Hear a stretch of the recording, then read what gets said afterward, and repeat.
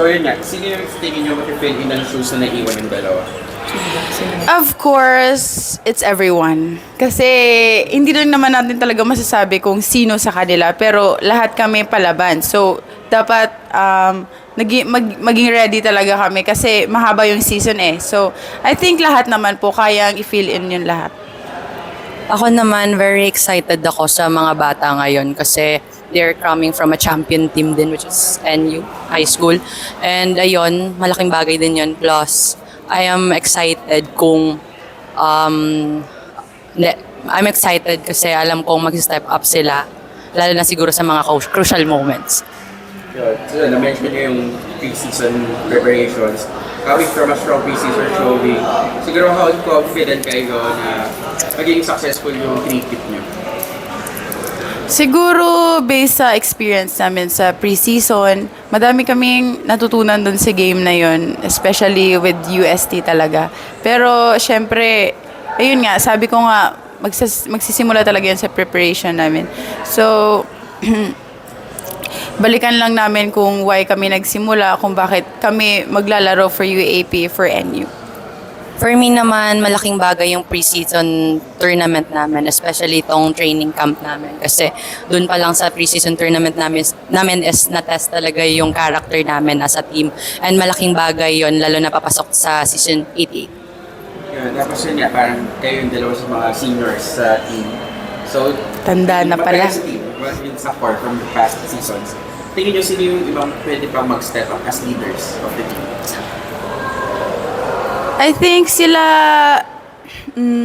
Cham, Nix, and also yung rookies din eh. Kasi, syempre, napagdaanan din nila yung UAAP sa high school. Pero, alam naman natin na magkaiba yung pressure na maibibigay kapag sa college. Pero I think kaya nilang mag-step up ngayon para sa team namin. Yun, so first season with Coach Regine as head coach. Tingin nyo ano yung expectations nyo from each other? Siguro wala naman.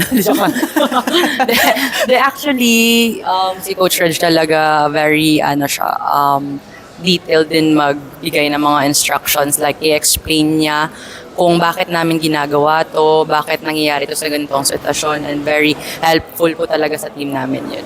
And ayun po. Explanation. For me naman, malaking tulong din siya sa amin. Pero, yun nga, ang maganda lang din talaga sa team namin is talagang unbreakable kami. Kasi kahit every year nagpapalitan kami ng coaches, andito pa din kami. Yes po. And totoo po yun. And, yun, start lang kami basic to basic. And naniniwala naman kami kung ano yung sistema na ibibigay niya po sa amin. Last biggest threat sa AU this season? Ano dito? Ba tayo kinakatakutan? Or biggest team? Yung parang threat sa inyo? Sa Biggest title? team? Ano Ano ba? Title defense nyo? Kami po ba kami? Kami yung diba, threat. Bakit nga ba kami? Bakit nga ba kami? Joke lang. Hindi sumagot. Play with... Siguro ano ba?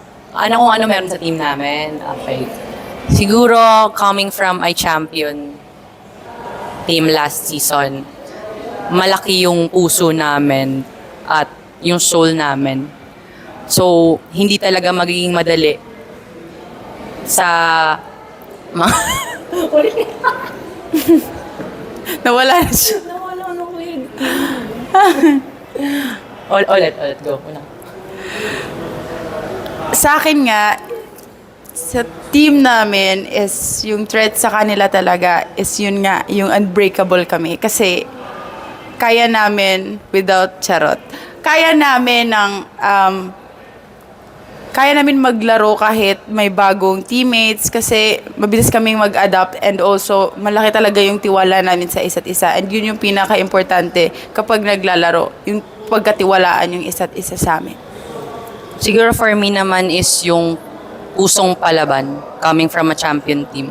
Hindi mawawala sa amin yun and yung mentality namin na hindi susuko agad. Record ko na. So, yun, galing for 3-peat, how ready is the team for the challenge? Lalo na yun nga, this season, wala na yan si Alay sa tsaka si Bella.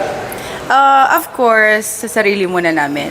And also yung sistema namin. Kasi mag-start yan sa preparation namin kung gaano kami ka-ready talaga maglaro ngayong Sunday. So, I think, ayun, trust lang talaga yung system and yung sa teammates din namin.